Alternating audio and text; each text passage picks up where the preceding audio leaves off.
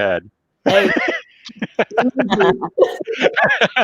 well, well, welcome everybody to our virtual book launch. For Fuck the Bucket List, discover the wonder of you. And today we are talking about and with creators. And we are just so grateful to have Savannah Peterson here and Maria Garcia. And I know Tracy Goodheart was planning on being here. Her Wi-Fi was currently down, so if she joins us, that'll be great. And of course, we have the author of Fuck the Bucket List, Ayelet Baron, here as well. So we love if you are interested in joining. Just send me a message wherever you're watching, Facebook, Twitter, wherever. And if you're interested in getting on camera and sharing something with us, let me know, and we'll get you on air. But if you're more comfortable in the chat, just do it in the chat. That's fine too.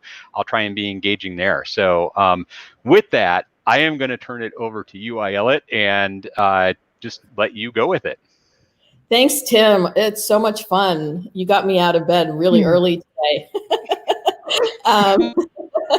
which is great. And I'm super psyched to be joined by such amazing women who are doing amazing things in the world. And I think this was one of my impetus for these books, is to have more people find the power within us and the creators within us and really see what's possible. I think the time of judging and blaming and shaming, which if you turn on anything are all around us, but we control the volume of it. And by really looking at the universe and the world and what's possible, we can create a healthier life for us, each other, the community, and the environment we live in. So I'm super, super excited. And I wanted to kick it off. We're going to have a conversation. So as Tim mentioned, if you want to jump on screen, just let him know. And I'm going to kick it off. Linda Polio, last time, Savannah, she says hello, by the way. Yay, that's so sweet. Recommended that I do some reading from the book. She says, you do a lot of talking, but maybe you could read something for the book. So I thought I would kick it off with reading a little bit about limiting beliefs from one of the expeditions in the book, Expedition 2. I wrote the book as a journey, so you could go into whatever expedition you want at whatever time, and really look at limiting beliefs. And then Maria and Savannah, Tim, and if Tracy is able to join us, we can have a little bit of conversation about this, because I think this kind of spurs a great conversation. And then it's open forum for anything else, no plans. So Expedition 2 is called When the Time Comes, Let It Go.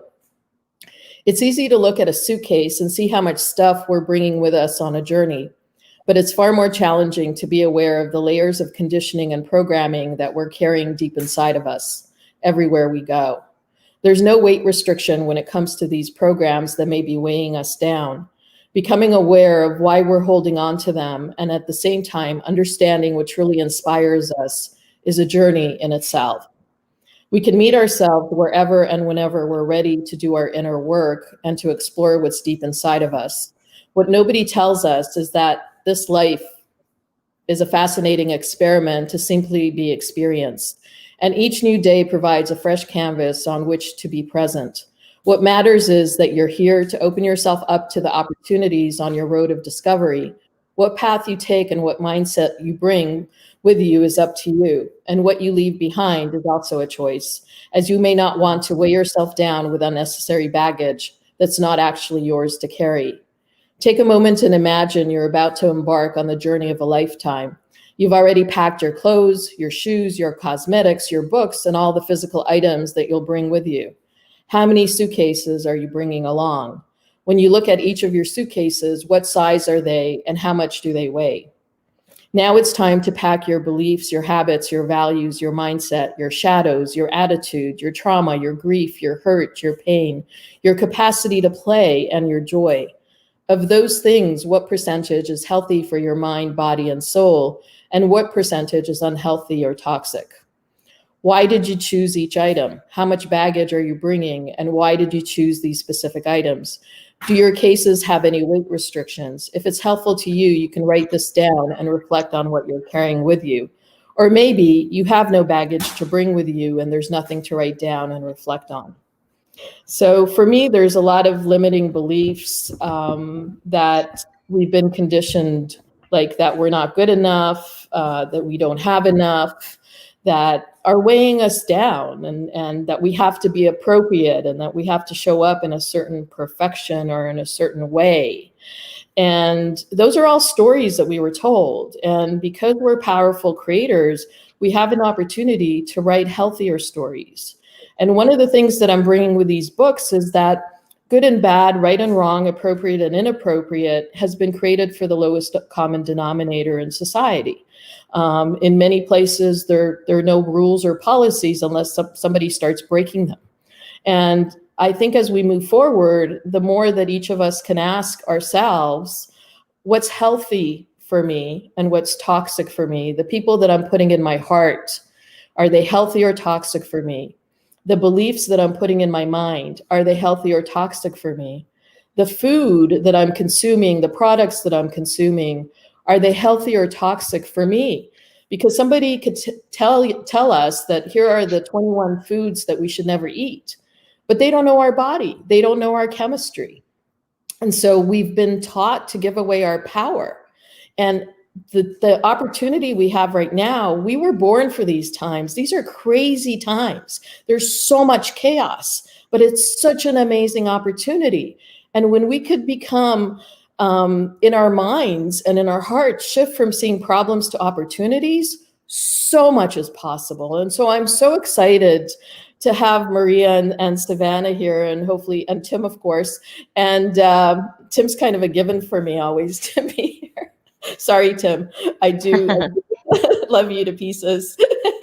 I need to shut up now. I don't think I'm a figment of your imagination. Maybe you guys can just respond to this and give us your thoughts and what you're creating in the world and how you see this time. I like to, first of all, thank you for having me here. I love these conversations. I was looking so much for it. Started reading your book, and it's just resonating with me because I'm at that point right now in my life that I want to make, I want to help people discover themselves, just like, you suggest in your book, discover yourself, help them how to discover themselves as well. Because you're right, we come with so many beliefs, um, so many things that we carry from childhood sometimes that doesn't let us be what we can be or do what we can do. And we're so conditioned that we don't even know ourselves anymore. We're just going by other people's belief that we have accepted it as beliefs, but they're not serve us any good. And so what I these 2 years for me have been very, very eye opening. I've been doing this for a while, unconsciously, not knowing that I was actually doing it. But um, to me, life's supposed to be of creation, like you said. We don't need to bring anything from the past that hurt us. We have to learn from it, um, and deal with it the best we can. Um, I've for many years, I had these things with the youth because they're in my heart. And I wanted to help them because I remember when I was a youth, things were not that great. I went through a lot of stages and I went through a lot of things. And I actually learned how to overcome a lot of things by myself. And I wanted to share that with everybody else. If I can do it, you can do it. um, a lot of teens, they go into depression because they want to be somebody. The society tells you you have to be this. Your parent tells you you have to be that, and the school tells you you have to compete and you have to do this and you have to do that. And not all of us are created equal. We all have our different purposes. We all have our different strengths, and we have to build on those strengths. When we come in competition, that's when we feel down and we feel like we're not enough, and we feel like we're not good enough, and we're not here, and we're not up to where I should be, and all those things. And I went through that. I went through that. And I said, why? Why does it have to be this way? I don't have to have your same gift. I don't have to have your same talents. I have my own. And I'm going to build on what I have to go offer, because we all complement each other. Team might have something that I don't have. It's just good. I need to learn from him. I might have something nobody else has. And it's good because that's my contribution to society, to the world, to whatever. And sometimes, we put this, we are our worst enemy. We put all this in our head, that, oh, why can I be just like this person? Why can I be successful? What is success? To me, my definition of success is to be content with myself nowadays, to feel that I contribute something good to the community, to my friends, to my family, and for myself. Because I realize that in order for me to give something good, I have to be good with myself. So I am watching what I am thinking. I am more aware of what I'm thinking. I am more aware of how I'm feeling. I am more aware of what I'm doing, who I let in my life. This book resonates so much because you talk about all the things that I've been experiencing. And it's actually very great because I feel much better than I ever felt before. Because I'm no longer judging myself. I'm not allowing people to judge myself. Um, I am conscious enough to know who is the right person for me to be hanging on with and who is not. Um, because whenever I feel judged or not agree, which I don't pretend that everybody's going to agree with me, it's okay. But like I said, I'm in the point of my life where I want to contribute what I've learned for so many years. And it's not to judge yourself, not to be in competition with anyone, and not to put yourself and compare yourself to other, because that's not what we're here for. We're here to create, to contribute our own talents, our own gift, and let everybody else do their part. So carrying all these baggages is not good for anyone. And living life, free of this condition that society have put into us,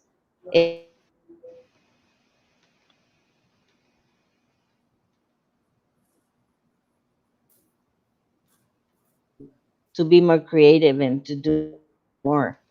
Um,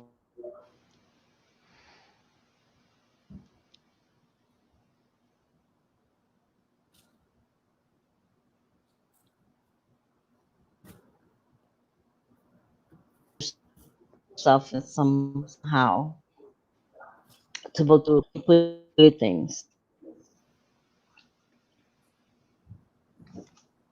I think you cut out a little bit on us there, Maria, towards the end. But love, love, love, Oh, love. really? Yeah, but love what you're saying.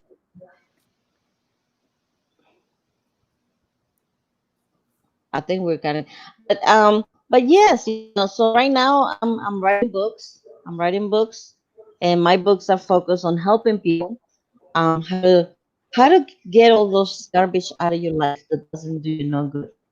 They make you depressed, they make you ashamed, they make you not enough. And who needs that in their life? I don't.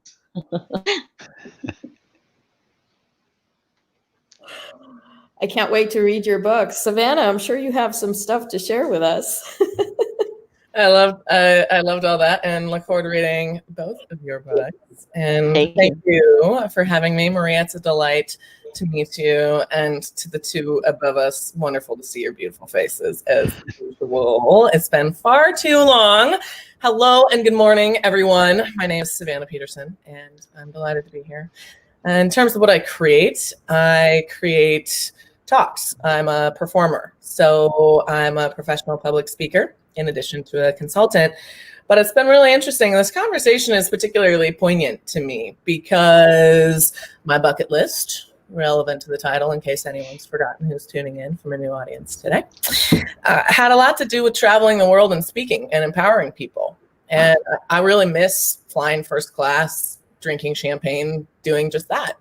And that was its own highlight reel, but it was also really a sense of my identity. And I haven't gotten on a plane in 7 months, which is the longest for me in over a decade. It's an extremely uncomfortable time for me.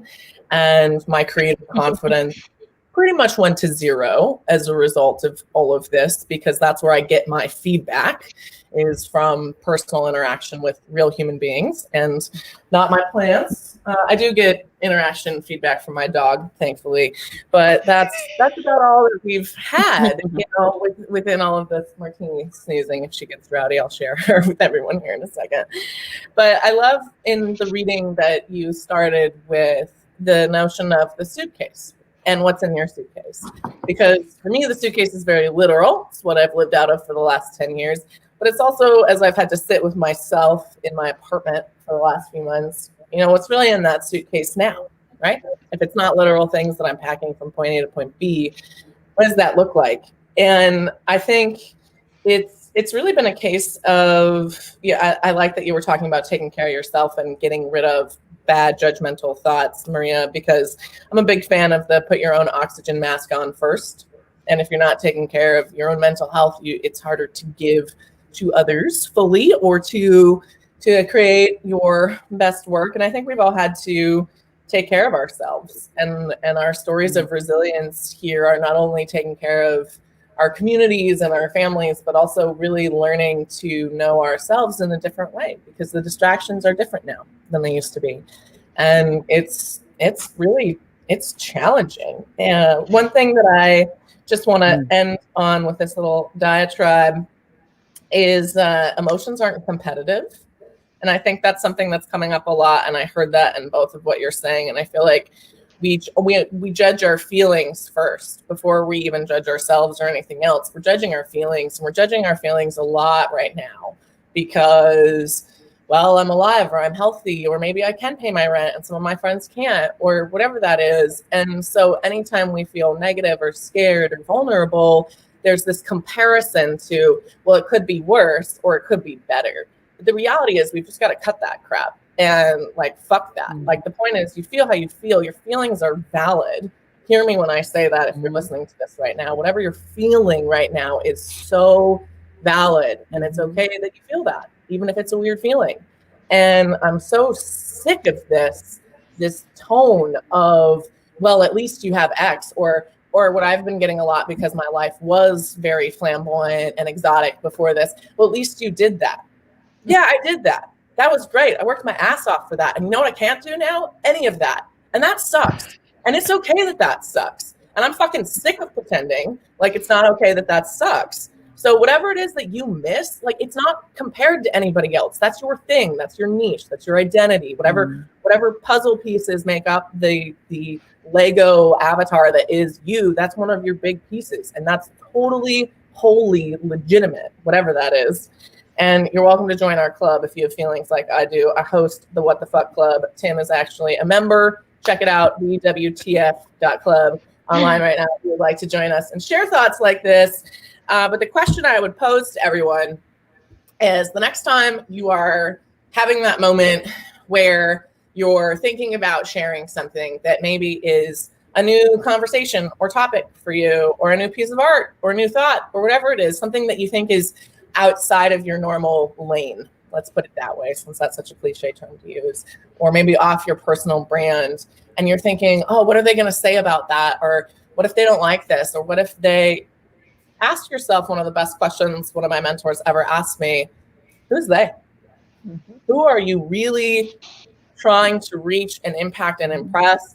And does that they align with who you're getting feedback from? Are they who you would take advice for on how to advance your career as much as to hold it back? And if you're resonating with whoever you want to be talking to, like if it's Maria with youth or whomever your audience is, and that's working for them, fuck all the days. They don't fucking matter. What matters is that you're doing what's true to you in your heart, and that you're able to share that or not if you want to. Yes, yes, and yes. Love it. And I will warn or entice you that if you do join the What the Fuck Club, you will learn things about me that you probably will wish you didn't hear, or use against me later. But that's part of the rules of joining, is you can't do that. So There are very strict rules, and one of them is no judgment, and yes for words, thoughts, and feelings. So everything's safe, and I can actually say, Tim, if anything, I love you more thanks to your contributions to WTF, which I didn't think I could, but some of your stories, holy moly, I feel very lucky to be in a privileged group that gets to hear them now. So, thank you for your honesty. Well, we do, Ayelet, we do have somebody that would like to join us. Dara Goldberg is here, and I'll let her share why she didn't want to come on camera and what I told her if she feels open to it. So, hi everybody. Can you hi, hear Dara. me? Yes. In that suitcase was me feeling like, oh my God, I just rolled out of bed, look hideous. You don't want me on camera. So I unpacked that and here I am. So, hi guys. It's good to have you, Dara. It's so great to see you. It is so great to see you, Ayelet. It's really great. I'm excited about your book. I absolutely am. So. Well, I just want to, I'm so thrilled to have everybody here because it just shows the power that we have when we come together. And I think that's the key. Like, I don't even feel like it's my book. I feel like it's our book because we can create. And it was funny because when I came up with the title, so many people tried to talk me out of using the F word. And now Savannah here has a club that I'm going to join right after. Fuck that. That's bullshit. Of course they're afraid of it. God forbid we swear or fuck in this country at all, ever. So annoying. Anyway, pet peeves.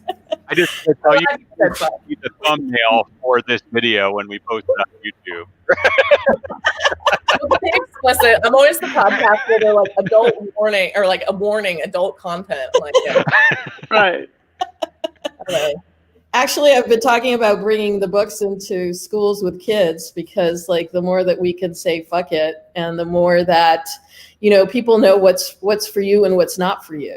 You know, I've really been thinking about doing a kids book as well, in helping kids understand what's healthy and unhealthy, because I think that will form a lot of take away a lot of the conditioning. But first I have to finish the third book, so I'm a little ahead of myself here. But I love what both of you shared. I mean, for me, I've come out of a traditional work life scenario.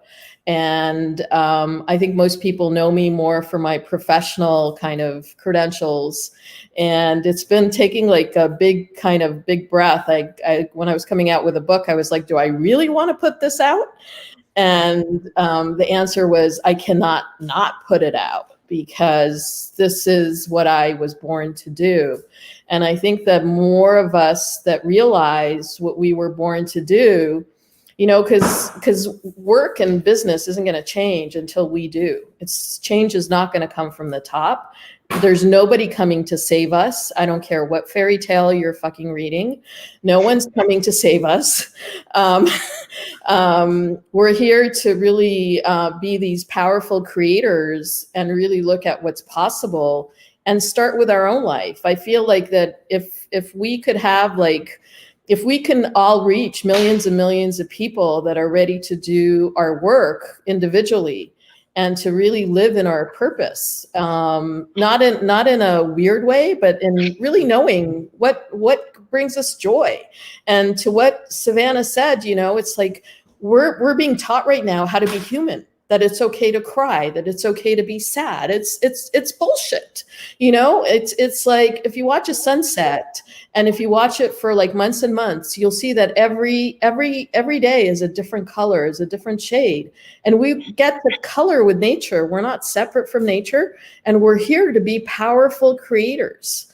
And that's what I hope. To me, it's not like these conversations are what I'm hoping that more people are having, that there's something that you read or there's something that you hear in our conversations and you go have a conversation with someone else.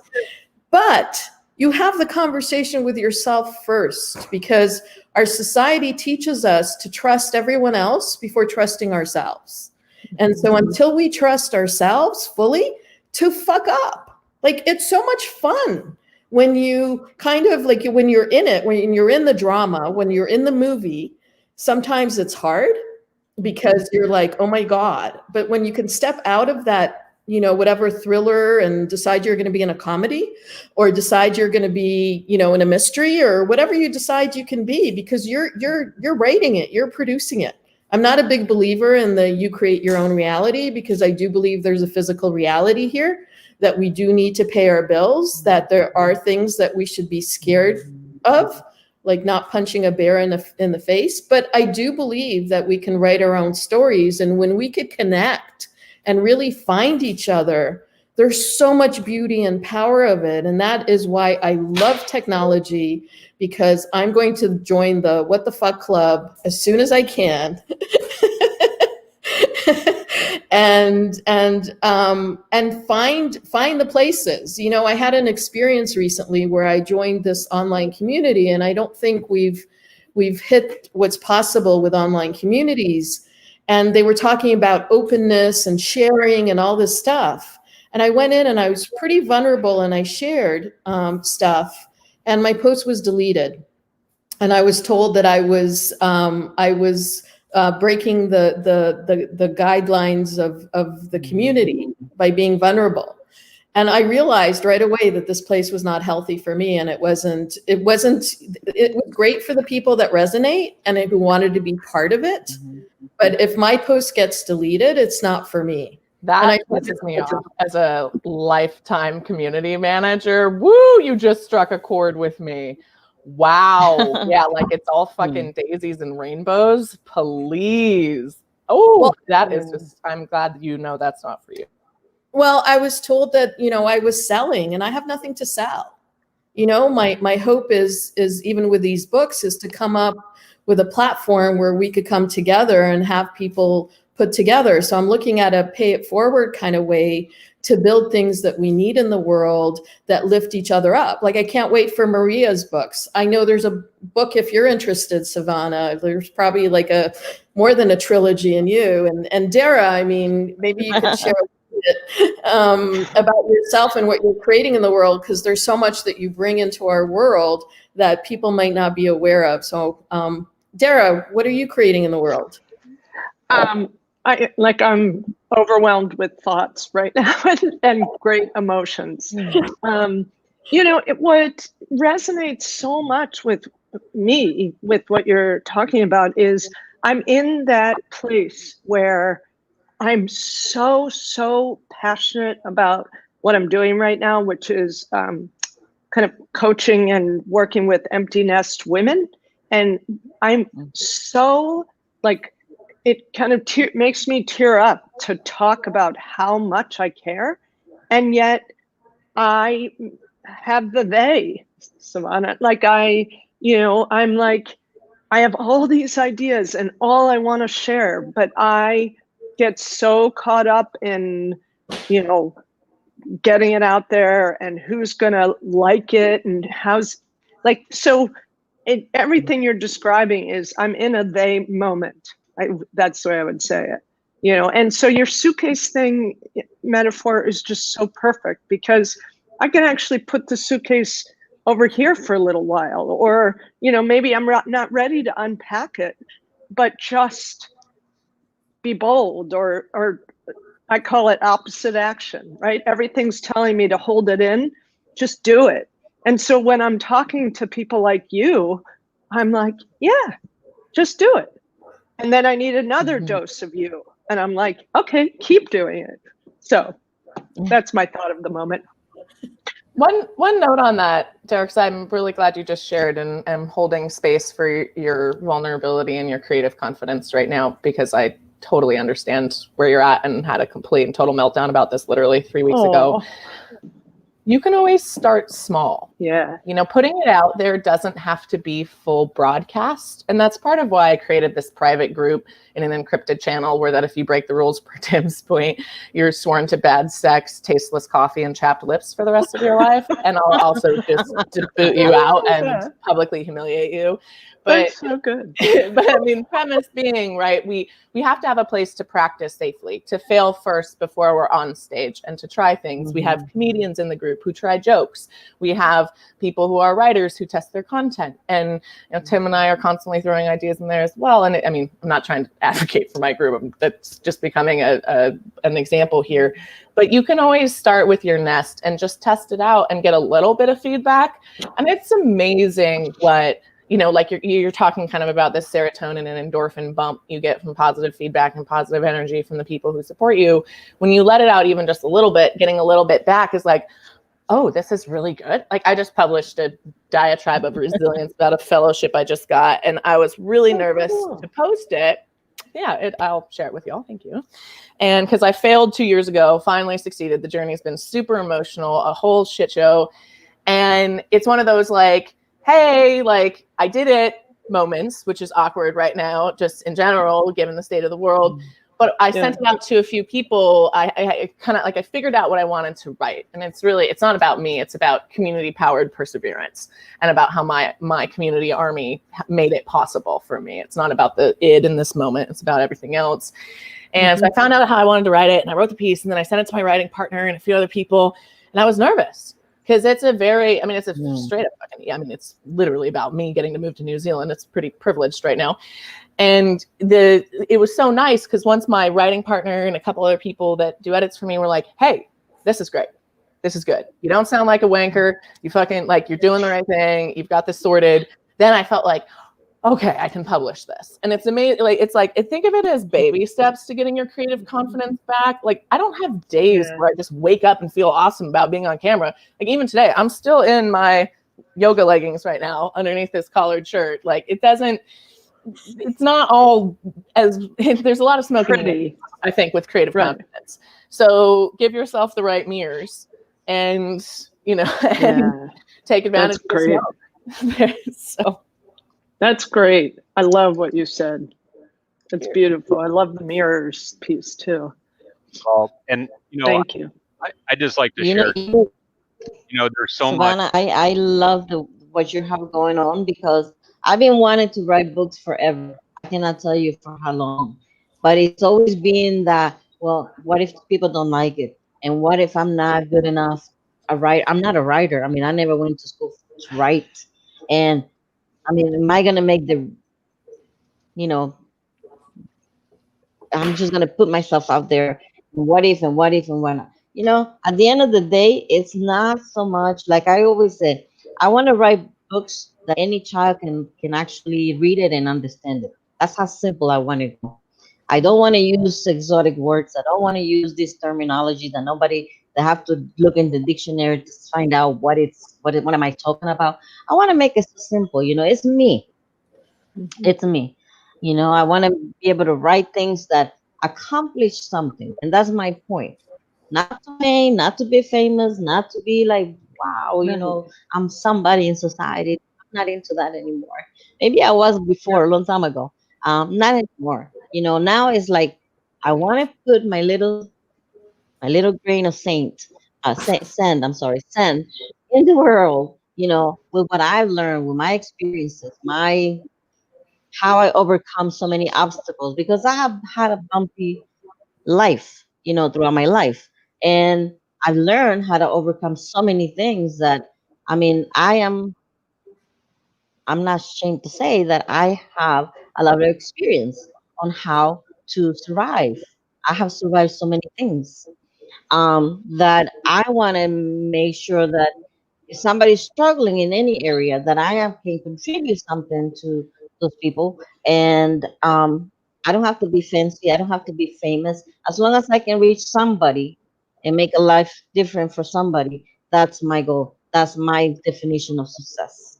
You know, because in all reality, these 2 years, I've been home for 2 years, not working for 2 years, working but not working from home. You know, you work more at home than you do outside. I was gonna say, I sis, that realize is work. Just to be clear, it don't is Yeah. work. ever let It is society work. tell you that ain't work. Yeah. But I have not been in a brick and mortar place for 2 years, and it's actually at first I thought that that was bad. That was bad, terrible. I feel bad. But you know what? Everything it comes for a reason. Sometimes you don't understand it, but it is a good thing because I've learned how normal life was. I have forgotten about. Seriously. You go to work and you have this pressure to producing and being your best and working so many hours and not have a life. Really don't have a life. I don't miss that. I honestly don't miss that at all. And what I learned is, that being a big shot or being somebody in society, for what? If you're not going to use it for a good, you know? I'd Right. rather be an unknown person, somebody low profile that is doing my thing in my own little world, and I'm reaching out to people that nobody even knows about it. And I know I feel good because that's my definition of success. I don't have to be in the newspaper. I don't have to be in the magazine or anything, to know that I am contributing to something good and I feel good about myself. And that's what it is, it's doing things from your heart, doing things because you feel like you want to contribute, and the rest is, and there's nothing wrong with being successful in their people definition, but I think that we can do our own thing from a genuine heart and be the best that we can be without being out there, being a big shot, like people call it big shot successful. Money is good because you have to have money to survive, but it's not the most important thing. It is not. And these 2 years have taught me that it's better to learn how to live with what makes you happy. Yes, I might not have everything I had before when I was working, my manicure and this and that. So what? It's not the end of the world. I'm still here. I'm happy. I'm calmer. I'm dedicating my time to my family, friends, doing what I love, which is writing. And hopefully, like I said, publish my books and get them out there for people to see and learn. And to me, I'm actually feel successful as right now, as I am. This is It's success for me. Being in peace yeah. with myself, doing what I love, contributing something good, um, helping people. I don't consider myself, even though I think I'm being always like an informal coach, I don't proclaim I'm a coach. I just try to help people. That's it. Whatever I can, whenever I can, and however I can.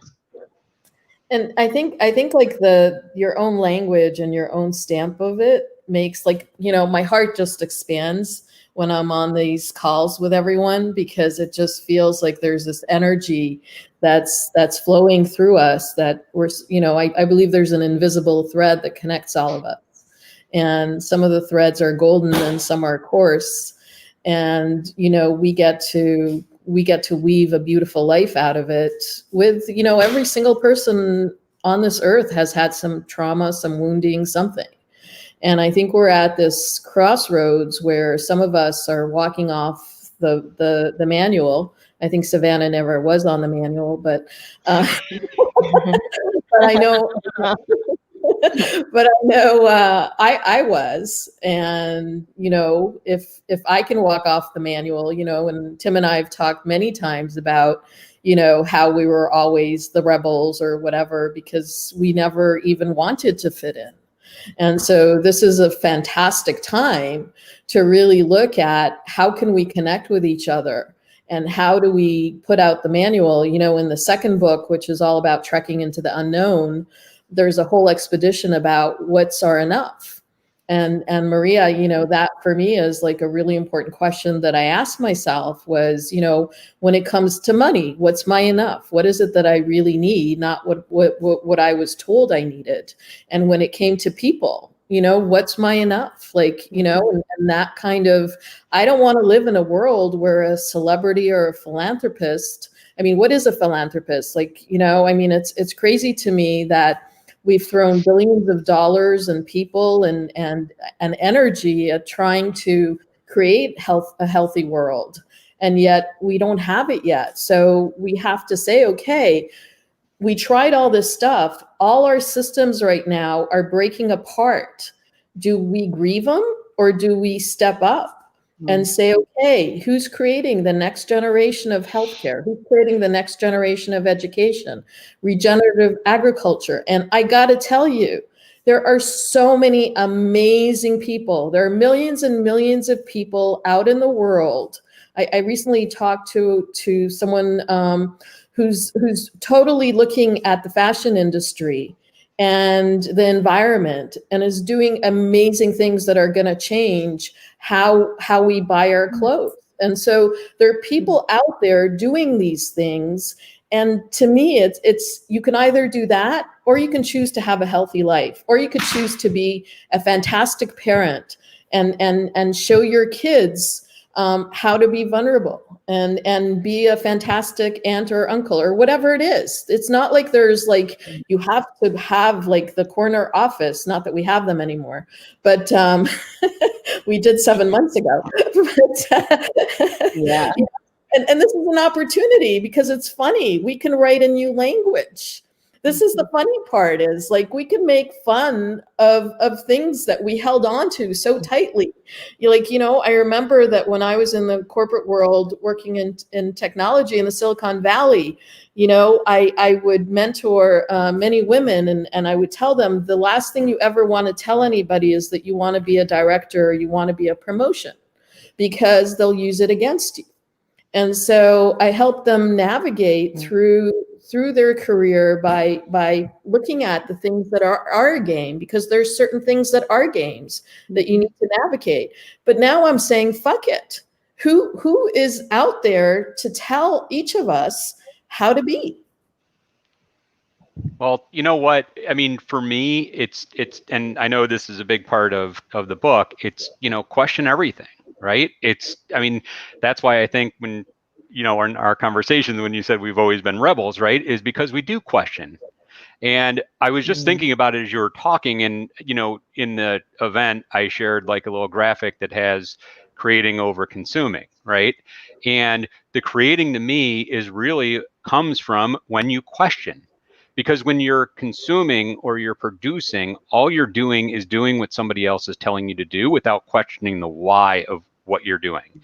And to me, that's been, I mean, the genesis of almost my entire life. And, you know, I just shared something last week about this, about, you know, I've always done things differently, right? But I got married young, I had kids young, I got a job, I started climbing the corporate ladder, and I fell into that trap. I fell into the manual. And, you know, then I was lucky enough in the last several years to start questioning again, and questioning myself about, why am I believing this? You know, and like we were talking before, why am I feeling this? I'm not judging myself why I'm feeling it. I'm truly questioning what is bringing on these emotions, because if I can truly understand that as a person, as a human, I can then start processing and dealing with it in a whole new way. And that's creating. That is creating something that didn't exist before in myself. And to me, that's like the biggest thing that we can do, is start to question everything.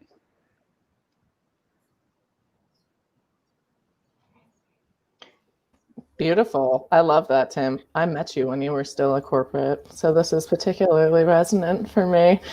That said, I was still a startup slave, subscribing to that hustle porn. So I would say we were on unique ends of the work tier and structure when we met. Oh man, lots in that dialogue. Something that I'm going to come back to what we were just talking about, but something that I want to just bring up is with fame and notoriety comes a lot of burden that I don't think people discuss. So like when we're talking about, you know, oh, if you want to be famous or if you want to be well known versus impact, what I think people want is a sense of purpose, and they want to have impact. And they associate the only ability to do that with visibility and fame. The reality is that's false. If your content reaches the people who matter to you, like Maria with your books or Ayelet with yours, it doesn't matter. That's the important piece. And something that I've discovered, so I have a little bit of a brand. I'm a very Googleable, semi-internet famous person. And I was going to be humble about that, but no, I worked my ass off to become that person, and it's a thing. And but that said, it's thank you. But that said, I was just talking a young woman through networking and relationship building this morning because she hasn't spoken to me in years and reached out and asked for an cold introduction to contacts I have at NASA. Now, the reality is I'm happy to work with this person and help them succeed, but it's so transactional. I knew I'm being used. I 100% know that I'm being used in this scenario. And she didn't even try and kiss my ass first. And it's one of those things that really frustrates me. Like, first of all, share some of my work before you come around trying to like ask me for shit, right? Like, don't be a silent lurker. You want a favor from someone, engage with their work and show that you care. And you would be shocked how much giving a little will get you. But it's like, I didn't introduce this woman to NASA. I told her how to find the people because I can give her a roadmap. But no, I'm not going to open up a Rolodex I work my butt off for so that you can leverage me. What, next time you need another contact from my Rolodex I worked my butt off for? It doesn't work like that. It's just not, I don't know how you're going to treat that contact. And it's not that I wouldn't give you anything. I would give anyone anything. But if you were treating me this way, I got to protect my people. And just something to think about. Like this whole like notoriety and fame, like there's a part of my day that's spent dealing with perverts on LinkedIn sending me dick pics and weird ass shit that you do not anticipate. And I'm at like a fingernail level of fame.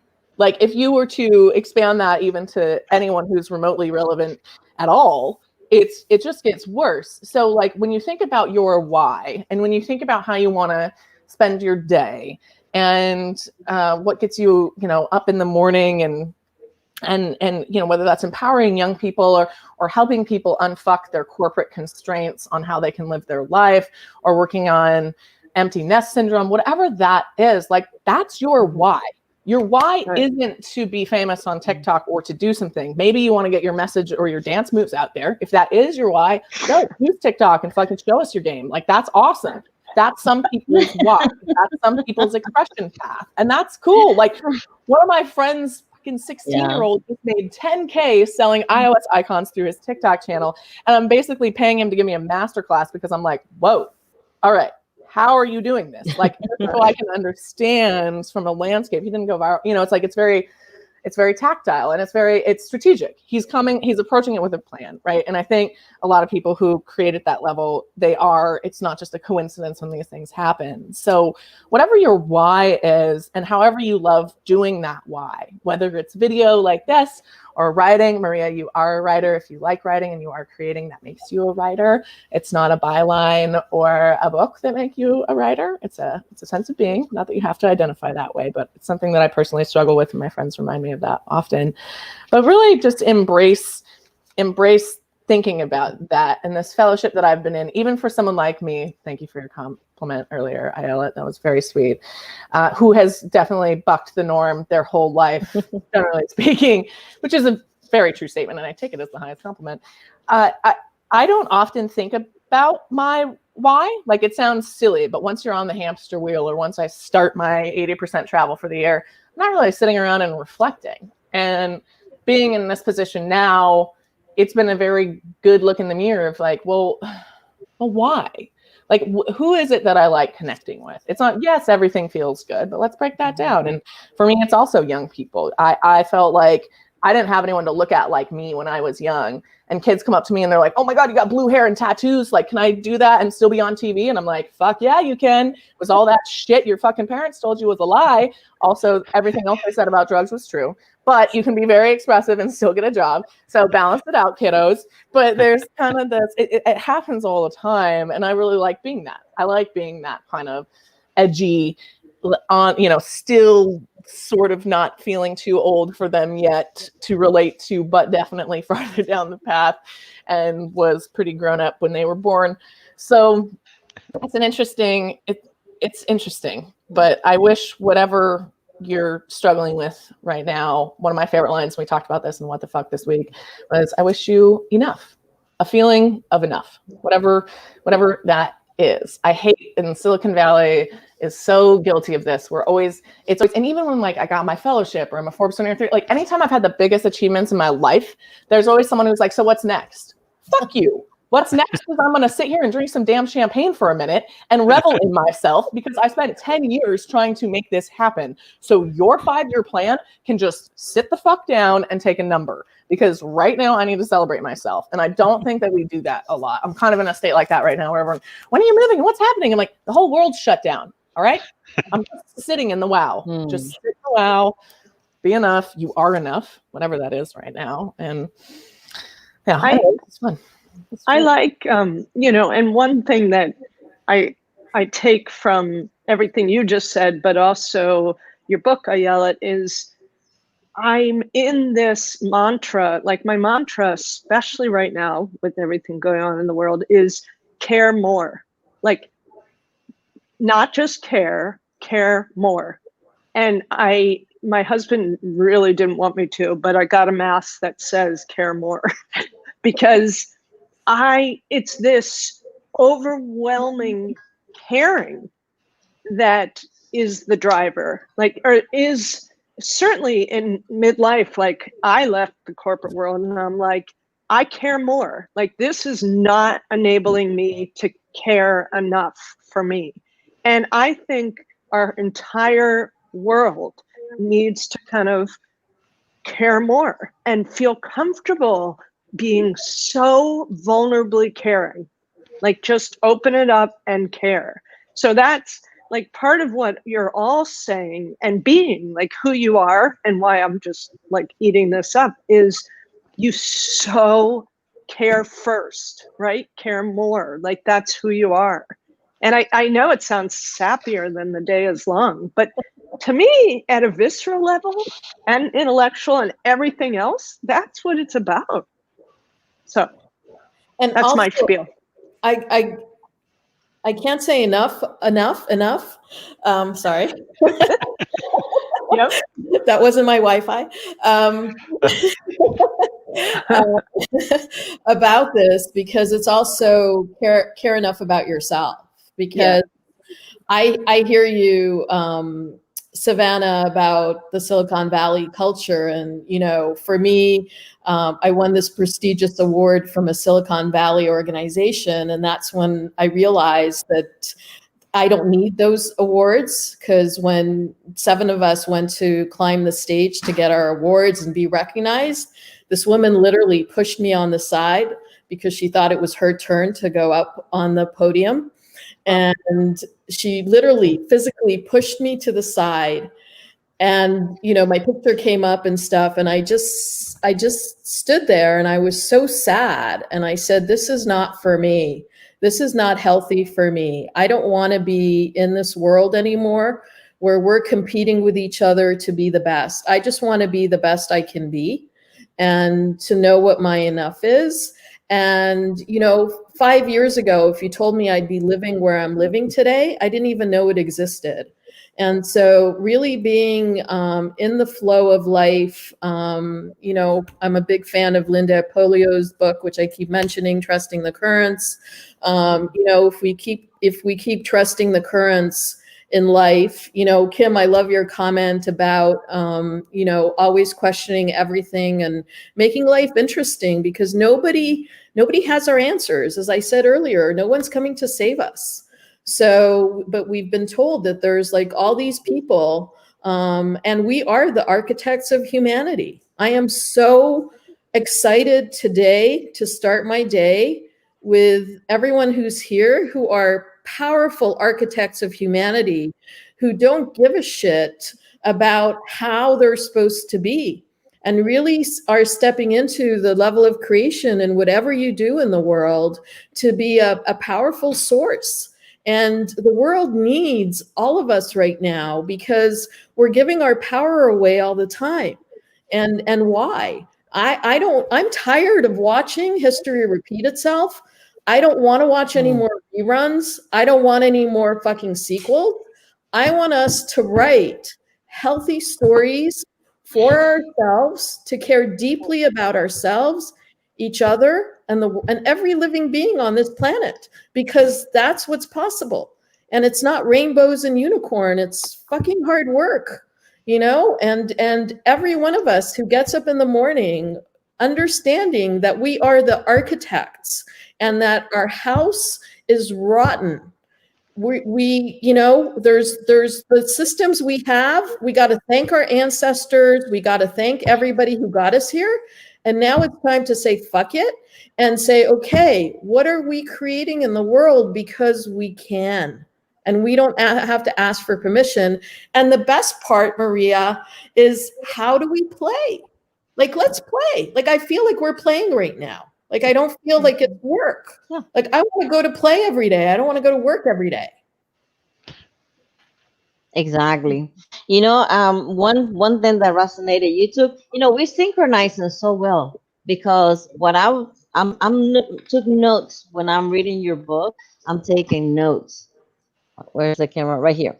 I'm taking notes because I'm taking my time reading your book seriously because I'm getting so much out of it that I am putting my own notes on a notebook. Okay, that's how much I love this book. But in your book, you know, there's a passage that you just said, you know, no one's coming to save you. And that phrase right there, it's so timing.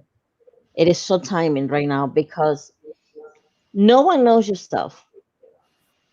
You say that in your book too. No one knows yourself better than you do. And if you're waiting for somebody to give you that certainty that you need, that peace that you need, that motivation that you need, and all these good things that we need as a human being, nobody's going to come to give it to you. You have to come out from within. You know, you have to come out from within, and it's a journey to look at yourself inside, and like you said, you know, start cleaning your baggages that doesn't serve you any good. And like I said, these 2 years for me have been the best years ever and the worst year ever.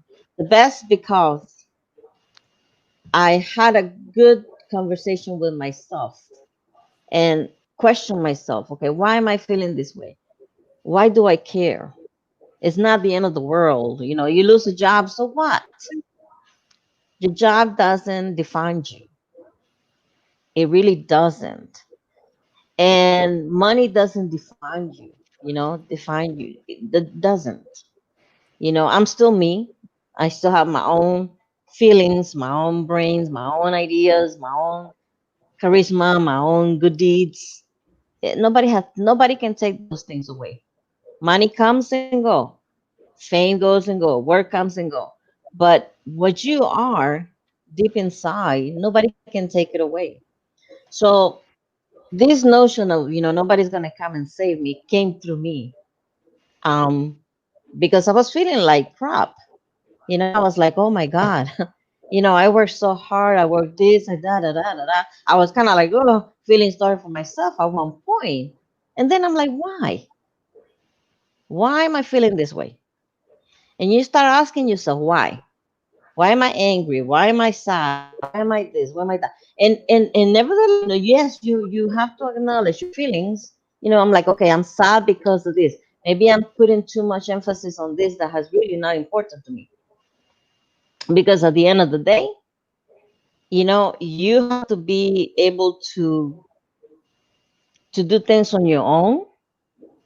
To even, you know, the book that I'm writing is about depression because I went through depression when I was a teen, and then throughout my life on and off, and I learned how to heal myself.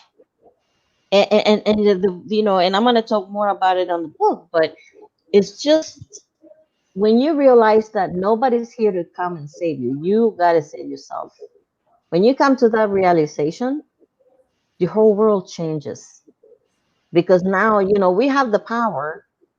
We have the power within ourselves to get us sick or to get us healthy, you know? Um, and what we do with our feelings and matters, because when we go out there, for example, I'm gonna give you an example. I was feeling bad, okay? And I said, okay, so what am I gonna do in my life? Am I gonna sit here and just feel sorry for myself, or I'm gonna do something that I'm gonna feel better? And I said, you know what? I'm gonna start writing about my life, about my experiences, about how I overcome things. And maybe this is going to help somebody else. And that's exactly what I'm doing.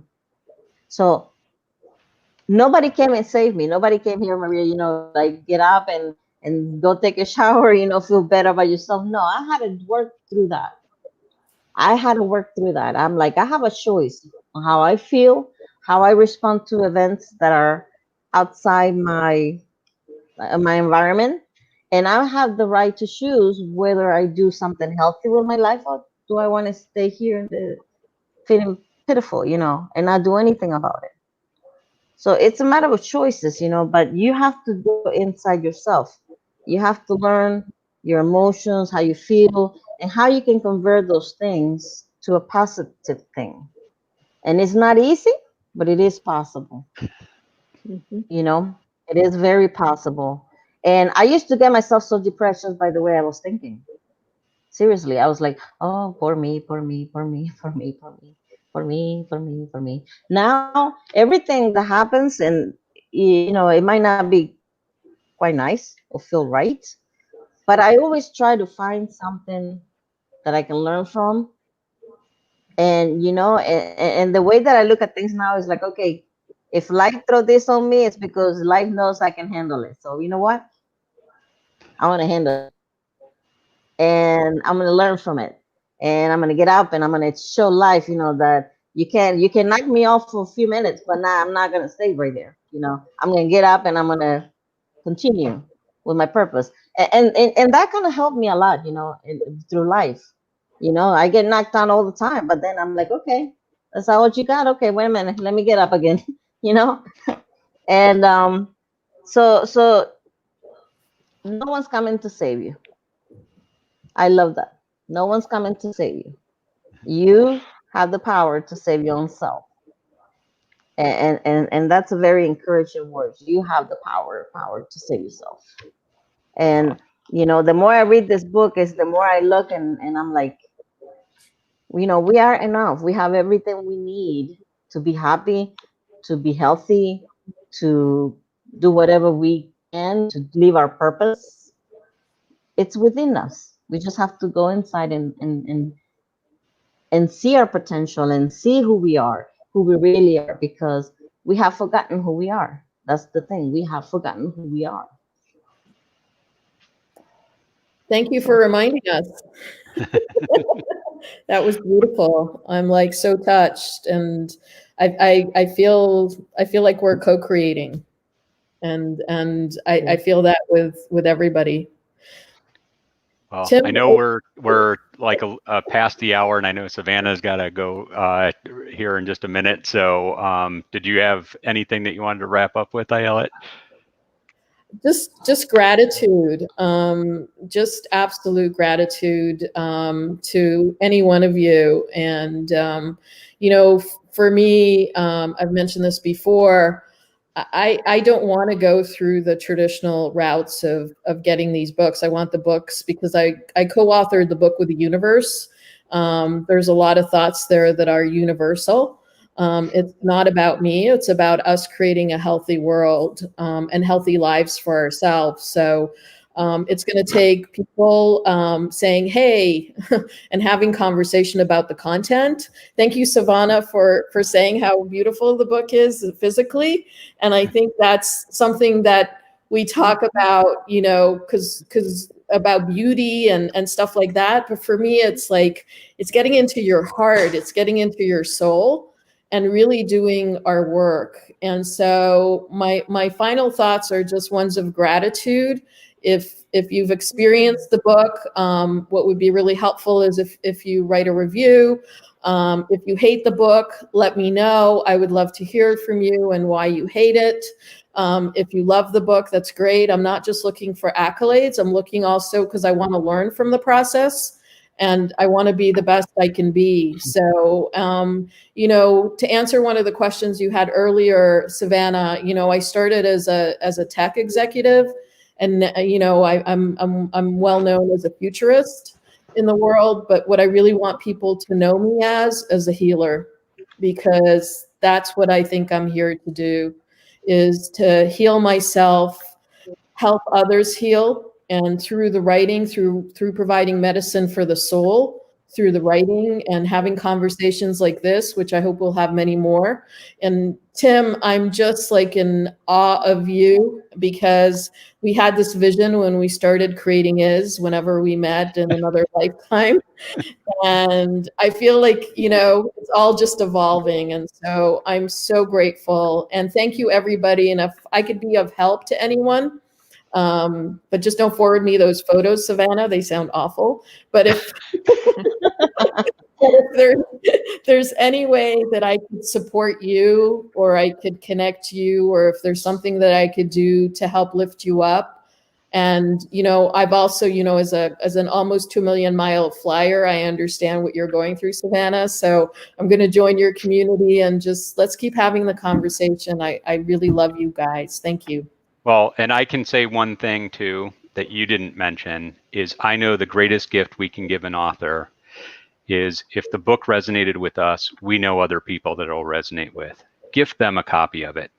I mean, that's the best gift you can give, because you're helping that person and you're doing it with purpose and intention, and you're helping the author at the same time. So I think, obviously we know we can buy a book for ourselves. We can leave a review. It's something that every author looks at. But the thing that really makes it spread is when other people give it to other people. Beautiful conversation, everyone. Thank you for having me. I see that some of the folks tuning in today have already joined the WTF Club. Welcome, new members. We are thrilled to have you. And quite honestly, Ayelet and Tim, thank you for introducing me to these two other beautiful spirits in this conversation, and for all the dialogue that we had. I really do have to run because I am late. But thank you, Savannah. Thank you. Thank you. It was great to meet everybody. Nice meeting you. Aww. And Dara, thank you for thank showing you. up, even though you didn't. You said you weren't camera ready. There. Thank you for letting me join.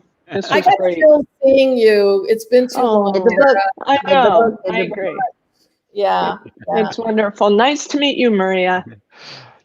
All right. Bye. Take Nice care, meeting everybody. you. Nice to meet you, Sarah.